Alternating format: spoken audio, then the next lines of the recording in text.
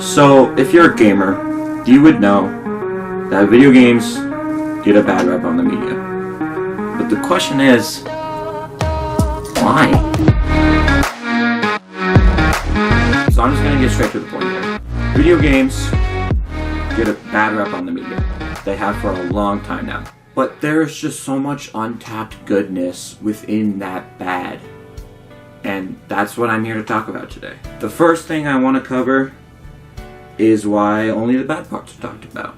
And I have a simple answer for that.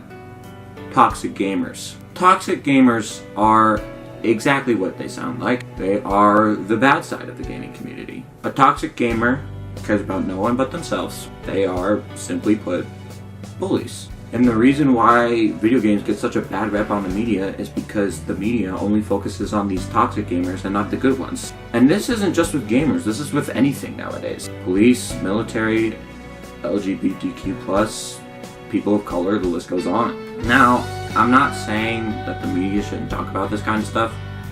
They just shouldn't focus on it. And you gotta keep in mind that most of the media are Karens on Facebook who had nothing better to do after dropping little Timmy and his friend Joe at soccer practice. Alright, now that we've gotten that out of the way, now I want to talk about the good side of video games and gaming communities. First of all, and I cannot stress this enough, there is no correlation between video games and violence. There's none. There were studies at the University of Nevada, Indiana University, and Villanova University, and all of them concluded that there was no correlation between the two. In the Villanova University experiment, Patrick Markey, who is a psychology professor there who focuses on video games, concluded in the study that men who actually commit severe acts of violence play violent video games less than the average male. Also, video games don't actually make you less smart. As a matter of fact, they make you smarter. Shooter and fighting games like COD and Street Fighter actually improve awareness and reaction time. And puzzle dungeon games like The Legend of Zelda actually increase the ability to strategize and think your way out of a situation. And then there are games like Animal Crossing that actually improves your mental health. Yes, I know it sounds crazy, but video games actually improve your mental health. I think you can tell what audience I'm directing this video at. The point I bring up a lot when I talk about this stuff is most gamers I've met have some sort of mental illness, and video games are our coping method. And the reason why is because we are able to escape a cruel world into a world where people actually understand us. We have no motivation to do anything else. And when you take away our video games, you're not only taking away our coping method, but the only thing that really brings us joy anymore.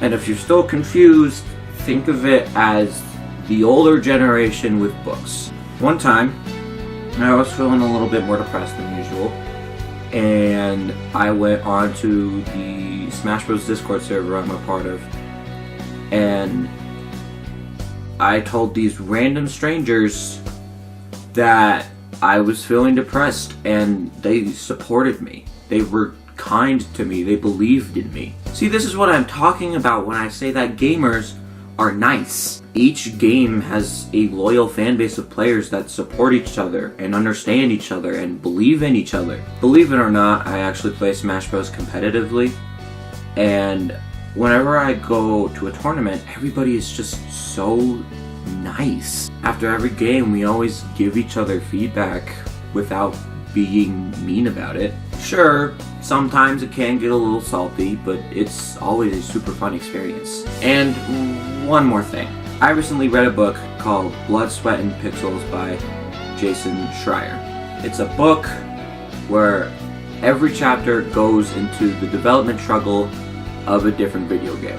It's a really cool book, and I highly recommend it. Also, on a side note, if you get it on Audible, it's actually narrated by Ray Chase, who voices Noctis in Final Fantasy 15, and Roy in Smash Bros, which are two of my favorite video game characters. So when I first saw that, I nerded out about it for a little bit. Anyways, do you know how much game developers have to risk to create video games? They risk family, health, and just so much more. No joke, after the development of Uncharted 4, one of the developers tweeted out that he had gained 15, maybe 16 pounds during the development crunch of Uncharted 4. Imagine putting all that effort into something and then people hating on it because, oh, it causes violence, or, oh, it's making my kid less smart. Like when Pokemon Tournament came out for the Wii U in 2015, an angry Karen got mad over it because Blaziken, a Pokemon you can play as in the game, had male genitalia. I am fluent in English. I don't think the game developers put that design aspect into a character for a family-friendly Nintendo game that came out in 2002. That was 4 years before I was born. And yes, I know I just said that Pokemon Tournament came out in 2015, but Blaziken's first appearance was in Pokemon Ruby and Sapphire, which came out in November 21st of 2002. Also, both male and female Blazikens have the same feathers in the same area. And I know that the 3D models look a little bit different from what the character is actually supposed to look like, but if you're gonna make an accusation about a video game, at least do some studying first. And this goes for anything, not just video games. If you're gonna make an accusation about something, you have to learn more about it first. That's just the way it works. Alright, let's review. Toxic gamers are the real problem. There is no direct correlation between video games and violence. Video games do not make you less smart. Video games are our coping method. Gaming communities are nice to each other, and game developers have it so hard. Wow. I spent so much effort on this video. And this was for a school project. I don't really know how to end off a video because I've never done it before, so don't forget to hydrate.